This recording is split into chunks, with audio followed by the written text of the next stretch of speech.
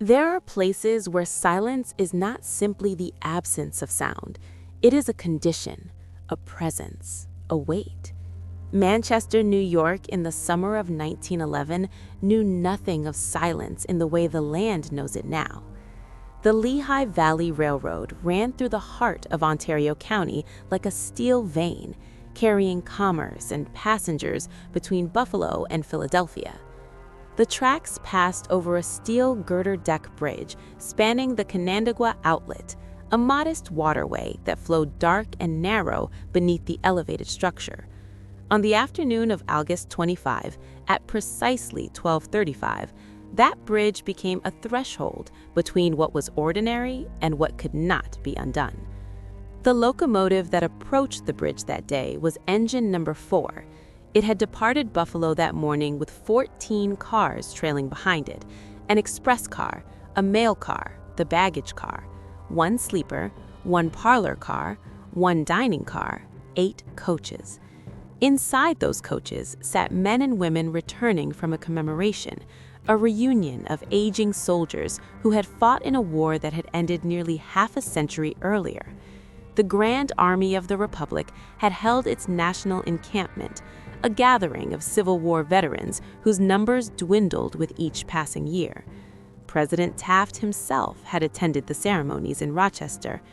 These passengers, some in their 60s and 70s, had traveled to remember a conflict that had torn the nation apart and cost more than 600,000 lives. They were returning home. They had survived a war. They believed they would survive a train ride. The weather that day was unremarkable. No storm, no wind strong enough to be noted in the records. The train was running slightly behind schedule, but the engineer was following all appropriate orders. Signal indicators had directed the train to reduce its speed to 25 miles per hour as it approached the Manchester Yard. The engineer complied. There was nothing about the approach that suggested danger. The locomotive passed over the bridge without incident. So did the express car, the mail car, the baggage car, the sleeper, the parlor car. Then the rail broke. It did not snap cleanly. It shattered. The piece of steel, which had been laid in the track at some point before this moment, fragmented into 17 pieces. One piece was never found. The dining car lurched sideways and plummeted 45 feet into the Canandaigua Outlet below. The sleeping car followed, then coach number 237, then coach number 293. The sound of the collapse was heard across the small village. Those who were nearby would later describe it as something between an explosion and the grinding of metal on stone. It was a sound that did not belong in a summer afternoon. It was a sound that erased the ordinary. Eyewitnesses arrived within minutes. Some had been working in the rail yard. Others had been in their homes or walking along the dirt roads that lined the tracks. What they found was not a scene that could be easily described in the newspapers that would cover the disaster in the days to come. Bodies lay in the wreckage, some motionless, others making sounds that were not quite screams. Rescuers could not immediately determine who was dead and who had merely fainted from shock or injury. The water of the Canandaigua Outlet was shallow, but the impact had been severe. The weight of the cars, the angle of the fall, the collision of wood and steel and human bone. The process of removing the dead began immediately, though there was no system for it, no protocol. The injured were carried to whatever flat surface could be found. The dead were taken to a furniture store in Shortsville and placed in the basement, where the cool air would slow decomposition until families could be notified. By the time the sun set that evening, 27 passengers and 1 railroad employee had been confirmed dead. 62 others were injured, some of whom would not survive the night or the days that followed. The final death toll would reach 29. The number of injured would be revised upward as the full extent of internal trauma and delayed complications became apparent. The question that emerged almost immediately, even as bodies were still being pulled from the wreckage, was a question that had no satisfying answer. Why had the rail broken? The Lehigh Valley Railroad was not a minor operation. It was a major carrier, responsible for transporting anthracite coal from the Pennsylvania coal fields to markets in Philadelphia and New York City. Its tracks were subject to regular inspection. Its engineers were trained professionals. There had been no apparent warning, no visible flaw. The locomotive had passed over the same section of track without issue. How could a rail simply disintegrate beneath the weight of a train that was traveling at a reduced speed, following all safety protocols, carrying passengers who had done nothing more dangerous than board a train in Buffalo? The Interstate Commerce Commission dispatched investigators. The chief inspector of safety appliances arrived to examine the scene. Railroad officials arrived. Newspaper reporters arrived. The small village of Manchester, which had been a division point and car classification yard since the Lehigh Valley Main Line opened in 1892, became the center of a national story. Photographs were taken of the wreckage, the twisted metal, the splintered wood, the dark water below. These images would be printed on postcards and sold as morbid souvenirs, a practice common in that era, when disaster was both tragedy and spectacle. But the photographs could not explain what had happened beneath the surface of the rail. They could not show the invisible defects that had been growing inside the steel, undetected by any method of inspection available at the time. The rail, when examined after the disaster, revealed something that was both understood and inexplicable. Transverse fissures, minute cracks running perpendicular to the length of the rail. Piping, a cavity formed during the manufacturing process, a hollow space within what should have been solid steel. These defects were not new. They had been present, investigators believed, from the moment the rail was forged. They had been there when the rail was laid. They had been there when the locomotive passed over it. They had been there, invisible and growing, through every train that crossed that bridge in the days and weeks and months before August 25, 1911. The report, issued by the Chief Inspector of Safety Appliances, was careful in its language. It stated that the defects were of such a nature that, once the rail was placed in the track, careful inspection would fail to disclose them. It stated that, with the information available at present, it was extremely difficult to suggest any preventative measure for future accidents of this character. The report did not assign blame to the railroad. It did not accuse the inspectors of negligence. It described the failure as something that existed beyond the capacity of human observation. The steel had failed from within. The steel had betrayed the trust placed in it. Survivors of the wreck, however, offered a different account. Several insisted that the crack in the steel was not invisible.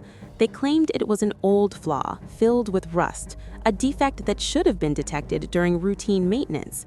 These claims were noted in newspaper coverage, but were not substantiated in the official investigation. The railroad insisted that the flaw was of the type that would always come unexpectedly in steel. The survivors insisted otherwise. The truth, as is often the case in disasters of this nature, remained somewhere in the space between what could be proven and what was felt to be true. The Lehigh Valley Railroad had been built with ambition and necessity. Its original charter, granted in 1846, was intended to facilitate the transport of anthracite coal, a resource that powered the industrial expansion of the northeastern United States. By the time the rail line extended through Ontario County in the early 1890s, it had become a vital artery for both freight and passenger service. The Manchester Yard, established when the main line opened in 1892, served as a division point where trains were classified and crews were changed. It was a place of constant motion, of locomotives idling and cars being shunted from one track to another, of men working in shifts that blurred day and night. It was a place built on the assumption that steel and human labor could be organized into a system that was both efficient and safe. But the assumptions of 1911 were not supported by the knowledge or technology of 1911. Steel manufacturing at the turn of the 20th century was an imperfect science. The process of producing rail steel involved pouring molten metal into molds and allowing it to cool. If the cooling was uneven, cracks could form. If the mold contained impurities, cavities could develop. These defects, known as transverse fissures and piping, were internal. They were not visible to the naked eye. They could not be detected by striking the rail with a hammer, the most common method of inspection at the time. A rail could sound solid, could appear solid, and yet contain flaws that would lead to catastrophic failure under the stress of repeated loading. The rail that broke beneath engine number 4 had been manufactured at some point before 1911, though the exact date of its production was not recorded in the available documentation. It had been laid on the approach to the Canandaigua Outlet Bridge, 247 feet west of the steel girder structure that spanned the water. Every train that passed over that section of track placed stress on the rail. Every passage caused microscopic changes within the steel. The transverse fissures, which had likely existed since the rail was forged, grew with each cycle of compression and release. The piping, the hollow cavity within the rail, weakened the internal structure.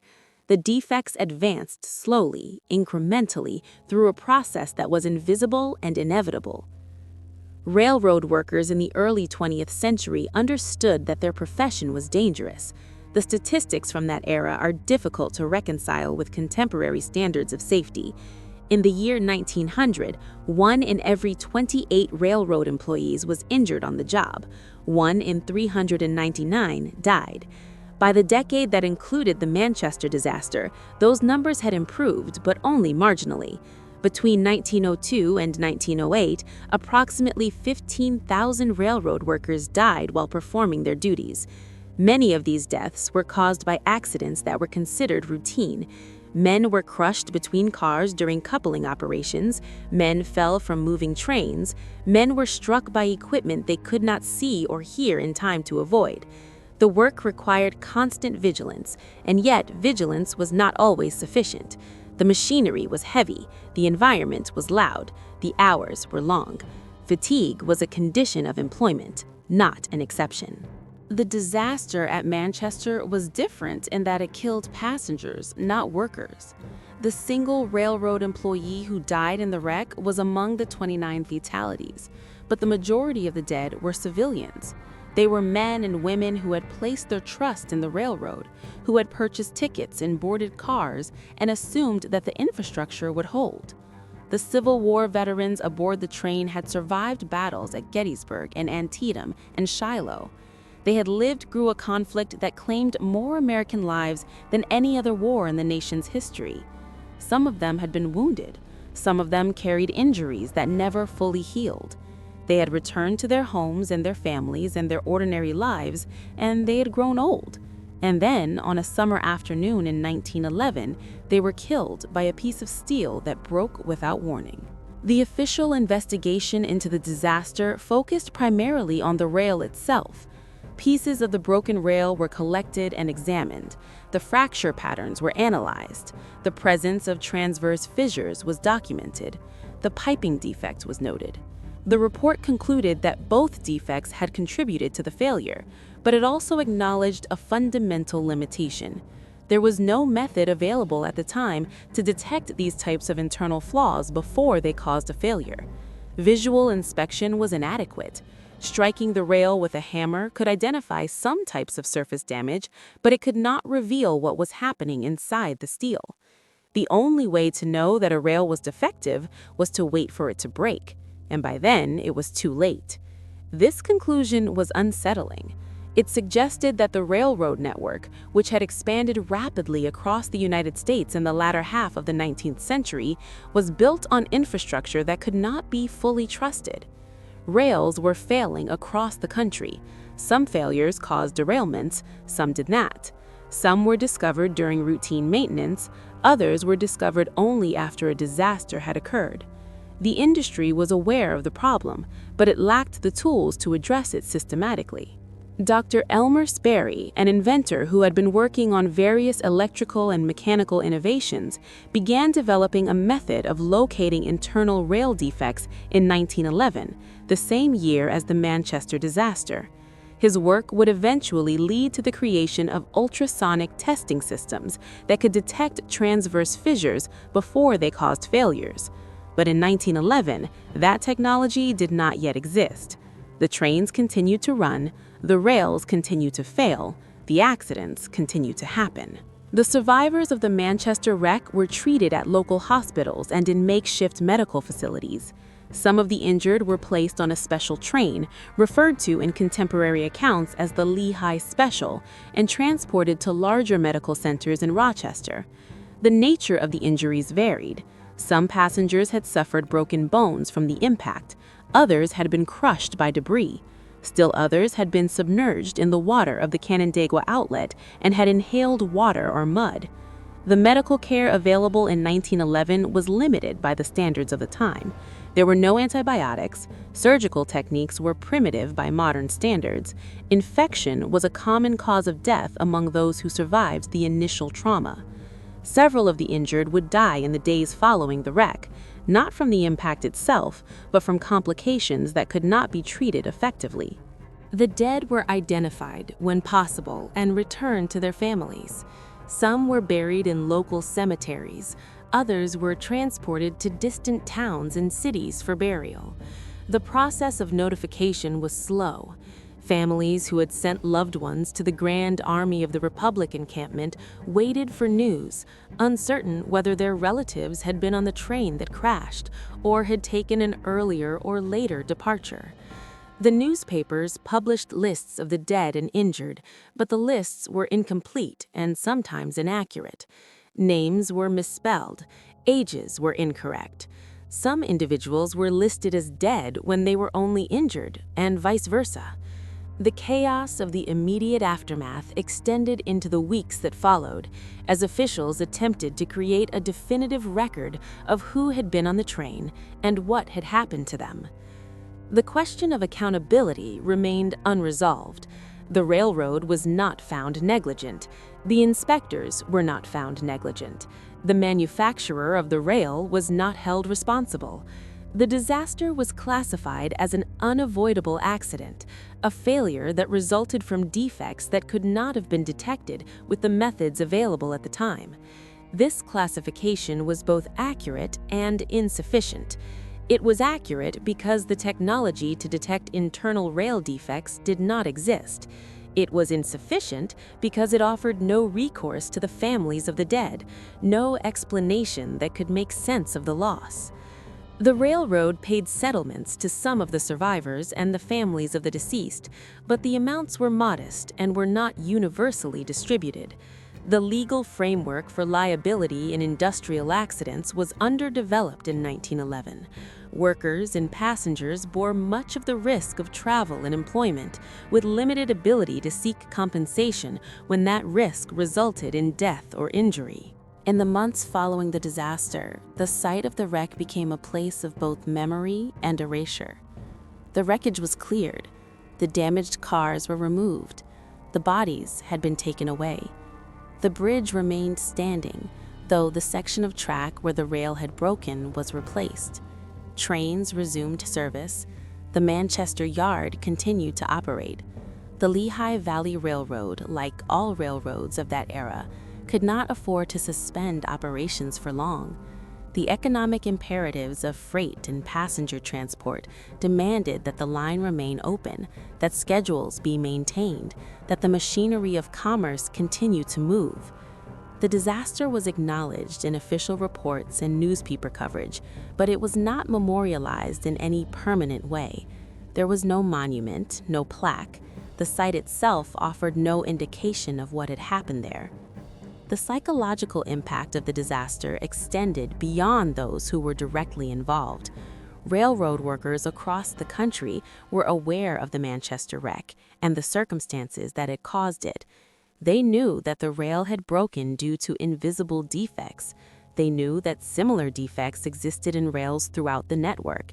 They knew that every time they boarded a locomotive or walked along a section of track, they were placing themselves at risk of a failure that could not be predicted or prevented. This knowledge created a particular kind of unease, a low-level anxiety that became part of the profession. It was not the dramatic fear of an immediate threat, but the persistent awareness that the infrastructure beneath them was not entirely reliable. Passengers, too, were affected. The Manchester disaster received national coverage. Newspapers across the United States published accounts of the wreck, often accompanied by photographs of the twisted metal and the bodies being removed from the water. These images were disturbing, but they were also common. The early 20th century was a period of frequent industrial disasters: factory fires, mine collapses, bridge failures, railroad wrecks. The public was, in some sense, accustomed to reading about such events, but the frequency of disasters did not diminish their impact on those who traveled by rail.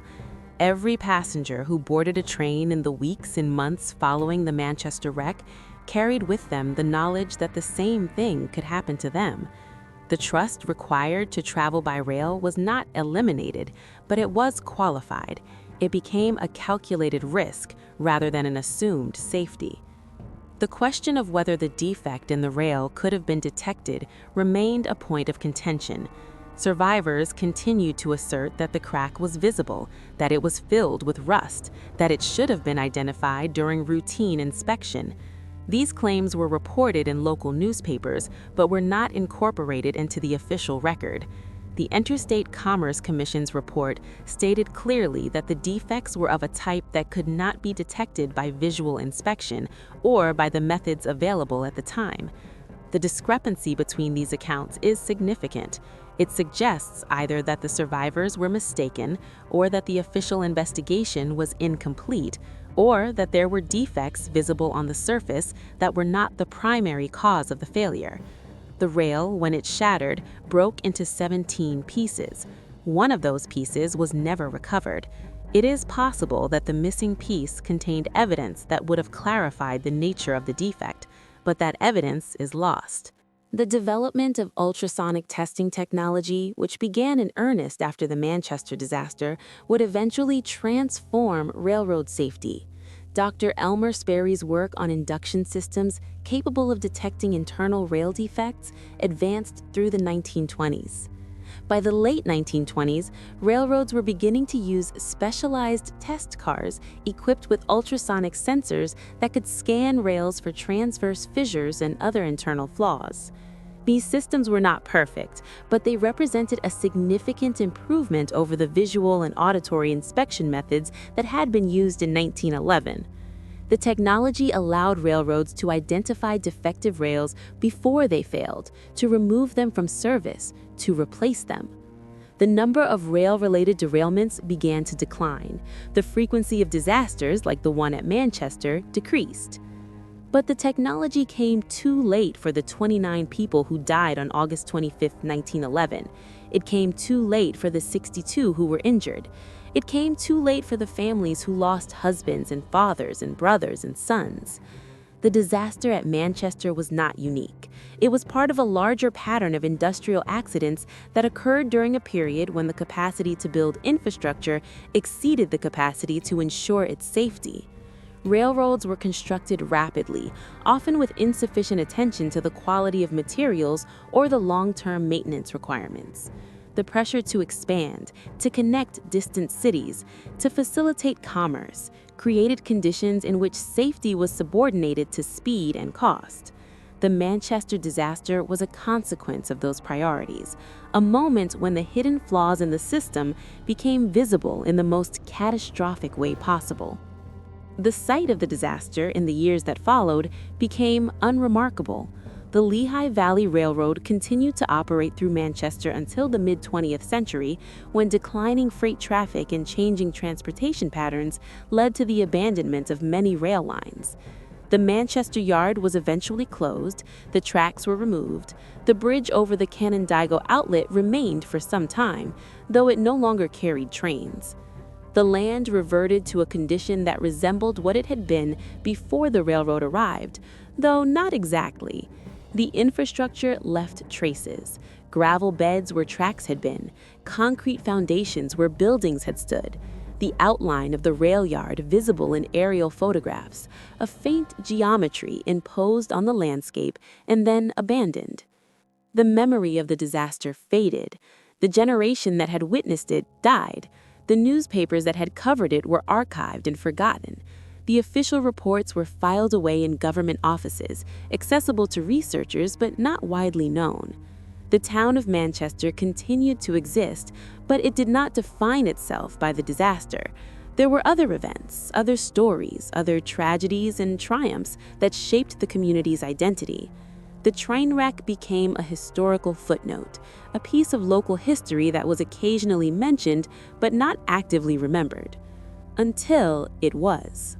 In 2022, more than a century after the disaster, the William G. Pomeroy Foundation established a memorial on the banks of the Canandaigua Outlet, approximately 500 feet from where the train cars had plummeted into the water.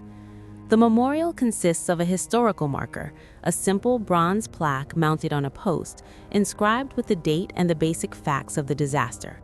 29 people died, more than 60 were injured. The cause was a broken rail on the Lehigh Valley Railroad. The marker is located in what is now the Manchester Railroad Park, a small public space where several refurbished Lehigh Valley Railroad boxcars and a caboose are displayed as remnants of the line that once ran through the area. The dedication ceremony for the memorial was held on August 25, 2024, the 113th anniversary of the disaster. A train bell rang 29 times, once for each of the dead. Descendants of some of the victims attended. Local historians spoke about the significance of the event. The mayor of Manchester acknowledged the tragedy and the importance of remembering it. The ceremony was attended by several dozen people, a small gathering in the context of a disaster that had once been national news. But the scale of the commemoration is not necessarily an indication of the significance of the event. Memory functions on different timelines. Some events are remembered immediately and intensely, then fade. Others are forgotten for decades or generations, then rediscovered. The decision to erect the memorial in 2022 was not prompted by a renewed public interest in the disaster. It was the result of an initiative by the Pomeroy Foundation to mark significant historical events with physical markers, to create a network of memorials that would preserve local history. The application for the marker was submitted by the Village of Manchester, an acknowledgement that the disaster was part of the community's past and deserved recognition. The process took time. Research was conducted, the exact location of the wreck was verified, the text of the inscription was drafted and revised, the marker was fabricated and installed, the ceremony was planned. Each of these steps required effort, coordination, and resources. The creation of the memorial was an act of deliberate remembrance, a choice to make visible what had been invisible for so long.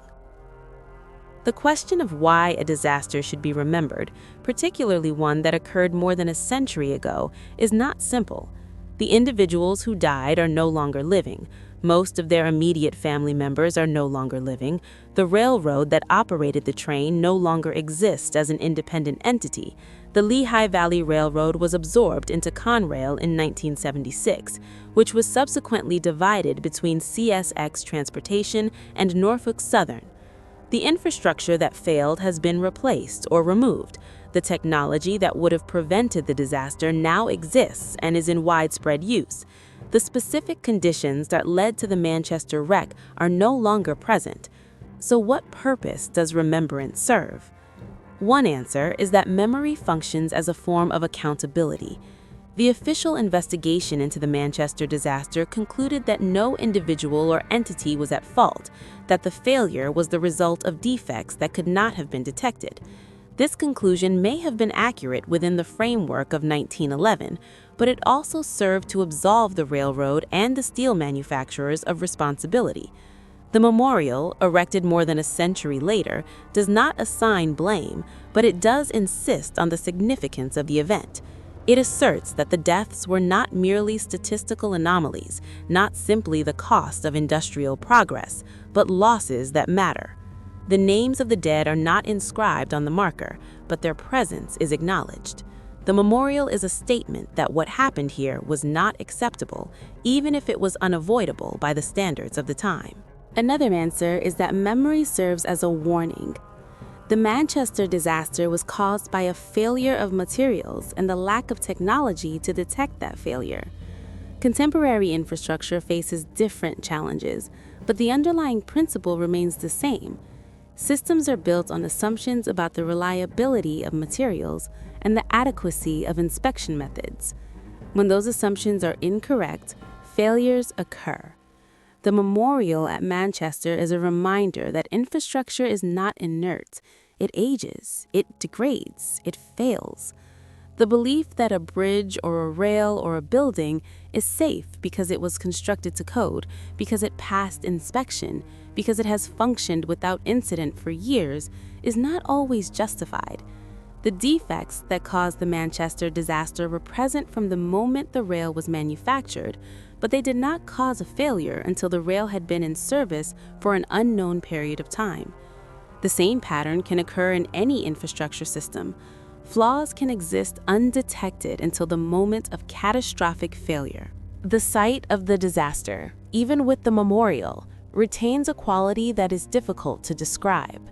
It is a place where ordinary life continues. The Canandaigua outlet flows as it always has. The land is quiet, particularly in the early morning or late evening when there is little traffic on the nearby roads. The refurbished boxcars in the railroad park are painted and maintained, a nostalgic nod to the era of rail travel. Children play in the park. Visitors take photographs. The memorial marker stands among these elements, a dark note in an otherwise benign landscape. It does not dominate the space. It does not demand attention, but it is there, and for those who pause to read the inscription, it opens a door to a history that is both distant and immediate. The documents related to the disaster, the reports and newspaper articles and photographs, are archived in various locations. Some are accessible online, others are held in local historical societies or government repositories. Researchers who are interested in railroad history or industrial accidents or early 20th century safety practices can access these materials and reconstruct the events of August 25, 1911. The information is available, but it is not widely known. The disaster is not taught in schools. It is not part of the standard narrative of American history. It exists in the margins, in the specialized knowledge of historians and railroad enthusiasts and descendants of the victims. The psychological presence of the disaster, the sense that something terrible happened here, is not sustained by popular memory. It is sustained by the physical marker, by the occasional commemorations, by the persistence of the site itself.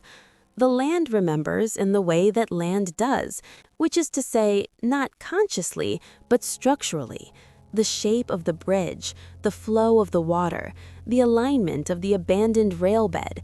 These elements carry the history forward, even when the people who live nearby are unaware of it. The disaster is embedded in the landscape, a layer of the past that remains present but invisible, much like the transverse fissures and piping defects that were invisible in the steel until the moment of failure. The story of the Manchester disaster does not have a resolution in the conventional sense. The dead were not brought back. The injured did not all recover. The railroad was not held accountable. The technology that could have prevented the disaster was developed too late. The memorial was erected more than a century after the event, long after the last survivor had died, long after the event had faded from public consciousness.